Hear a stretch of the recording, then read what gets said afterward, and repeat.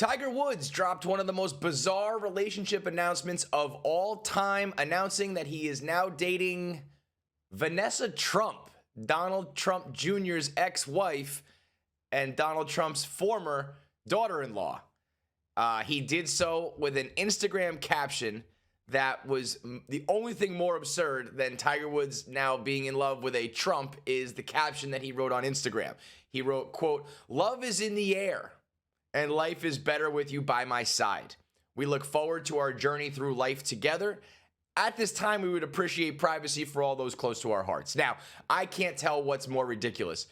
Announcing a relationship to the world that the general public had no clue was even happening, and then asking for privacy in the same breath, or the love is in the air line.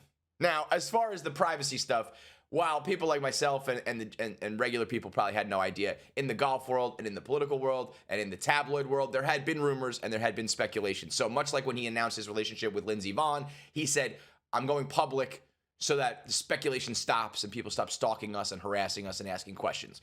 That I understand. However, it's a little ridiculous to be like, boom, announcement to my 100 million followers, now leave us alone. Because guess what? That's not going to happen. I got to give it to the caption, though. Love is in the air. Love is in the air from Tiger Woods, man. This is a guy who pees on hookers, okay? This is a guy who fucks Perkins waitresses, all right?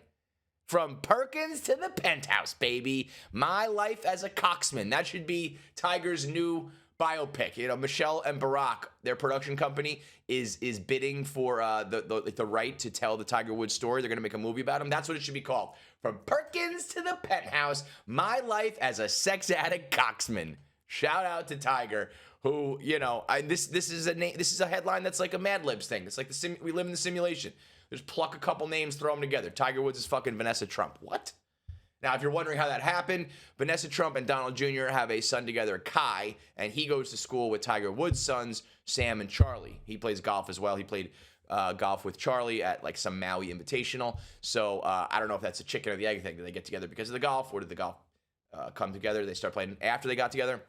Either way, Tiger Woods is fucking Vanessa Trump. What? Well, it looks like your boy KFC has gone and pissed off the golf world. I made a 1-minute man video on Instagram making fun of PGA golfer Adam Hadwin, and now golf fans are coming to his defense and coming for my neck.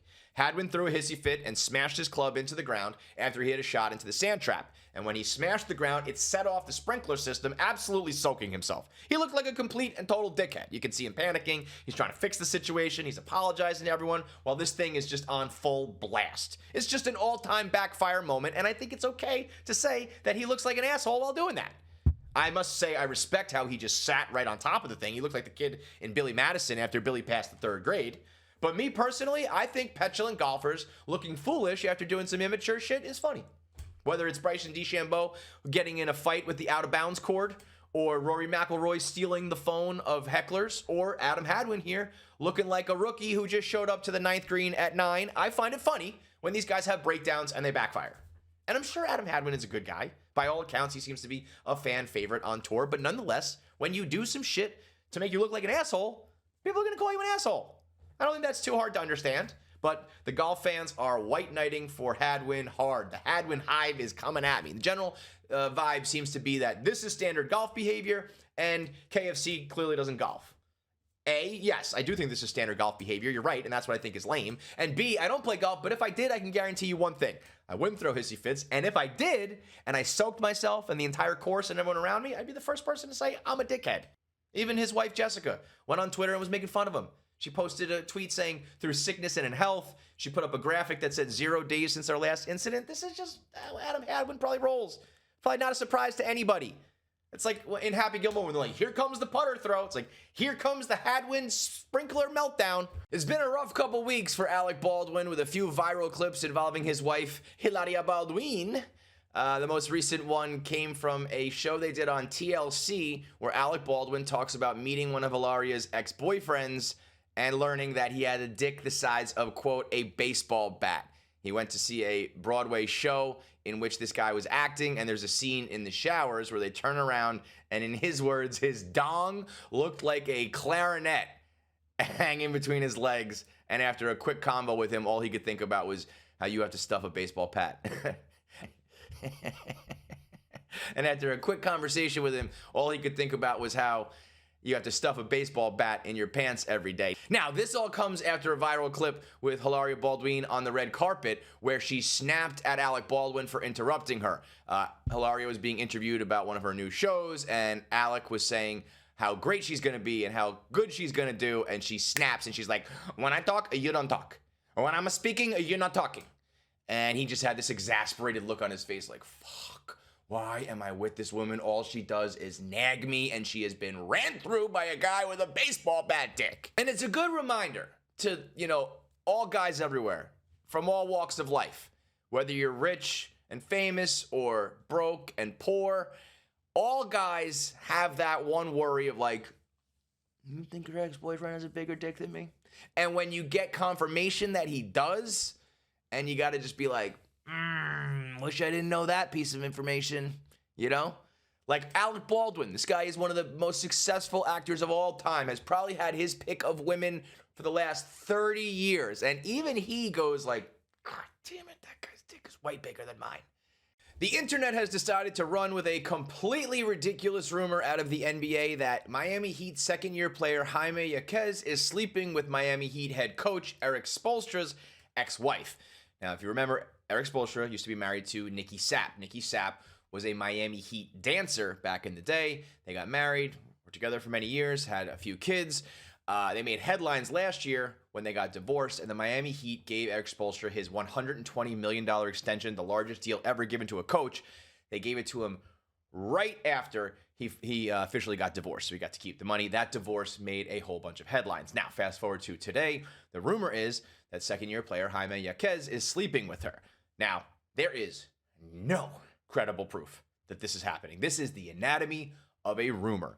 This is how shit snowballs on the internet with absolutely zero tangible proof. The only pieces of evidence I can find in my little internet sleuthing is this first thing here, which is a screen recording of Jaime Jaquez's Instagram, where you can see that Nikki Sapp has liked all of his photos and posts dating back to like 2023.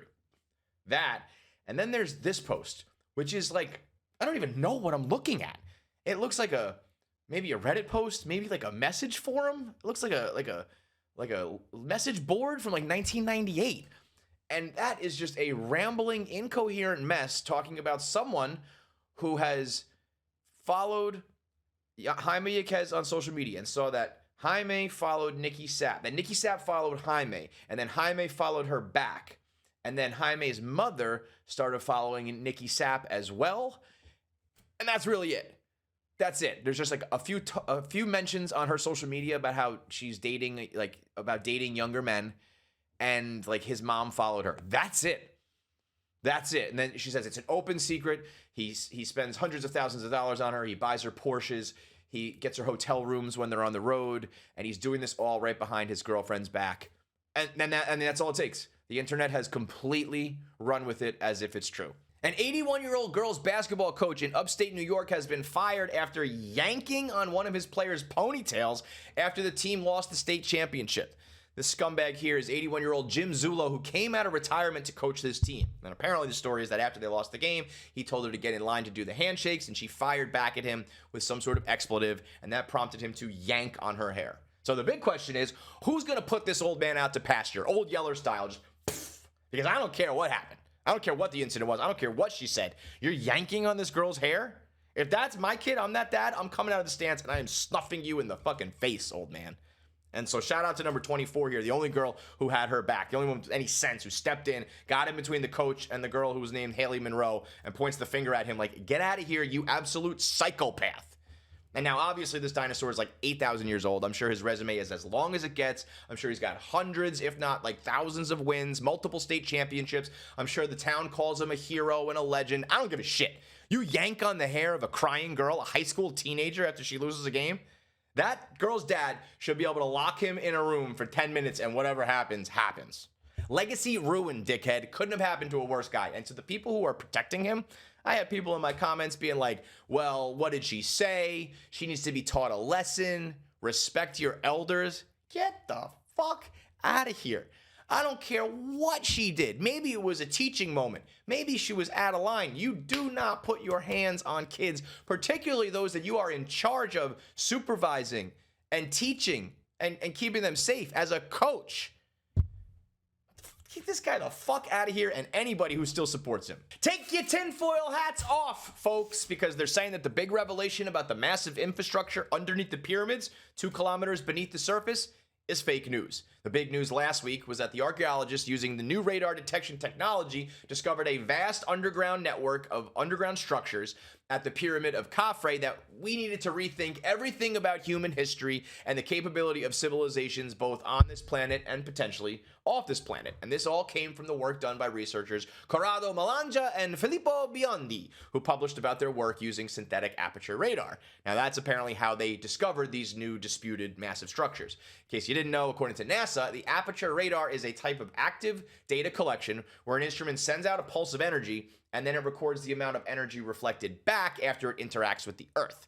They used 2 satellites about 400 miles above the Earth. And apparently, none of this research had been peer-reviewed or corroborated by any credible archaeologists. Snopes said that the research alludes to fringe theories about ancient civilizations and otherworldly intentions about these structures, which is exactly the kind of stuff that Malanja has always pushed. He has a documented interest in UFOs and alien abduction, and he believes in the pyramid power plant theory, so it's a little bit biased confirmation. When the news first hit, Joe Rogan fans were quick to point out an episode of his podcast featuring Graham Hancock, who is the author at the forefront of the theory that the pyramids were power plants and that this is evidence of an ancient lost civilization. So listeners were happy to report that Hancock was vindicated, that all his theories were correct, particularly after Joe Rogan had on a second archaeologist, Flint Dibble, who debated Hancock and said that his theories about a cataclysmic event wiping out ancient advanced civilizations were all bullshit. So depending on whose team you were on, last week's news was a big deal. The ancient civilization believers on Team Hancock said this is all true. The Flint Dibble supporters said this is fake news. And it appears that maybe Team Dibble is in the lead here because no peer review, no corroboration, and it's being said that the whole Khafre theory does not really exist anywhere other than the YouTube world. In particular, there's one YouTuber, Nicole Ciccioli, who has a reputation for just saying outlandish theories that never go anywhere. So, and furthermore, although the story is very cool, there's no evidence to support that these structures actually are there. The technology has been used to discover things underground that do exist, but there is no imagery in this case that indicates that these massive structures are actually there. And lastly, some people are saying that the synthetic aperture radar Doppler tomography can't even go the depths that this paper is claiming. They said between 600 meters and 2 kilometers. That's not even possible. But I say, put your tinfoil hats back on because these motherfuckers are just haters, dude. I'm confident that aliens are probably putting all this out there as disinformation because as far as I'm concerned, those structures are there. They're real and they're spectacular. Probably built straight up by Transformers. Fucking Megatron and Optimus Prime, just like the movies. Those are the type of aliens I'm talking about. So good try, calling out the credible sources, trying to disprove these theories of aliens. You guys are just a bunch of buzzkill losers because if there was one thing that these people would want to disprove, it's the truth that the pyramids are power plants and there was an advanced civilization. The people who want to keep that quiet are the people out there going, you guys are just tinfoil hat idiots. You're just morons. Who would believe this? This is all fake. I'm not buying it. I'm sticking to my guns. It's that time again. Pop up on your screen. It's the 1 minute man. Y'all know what I mean. The boy KFC. We ain't talking about the chicken. A minute go by and the clock be ticking. Hot takes with stakes. Greatest in all the land. Don't blink, you'll miss it. It's the 1 minute man.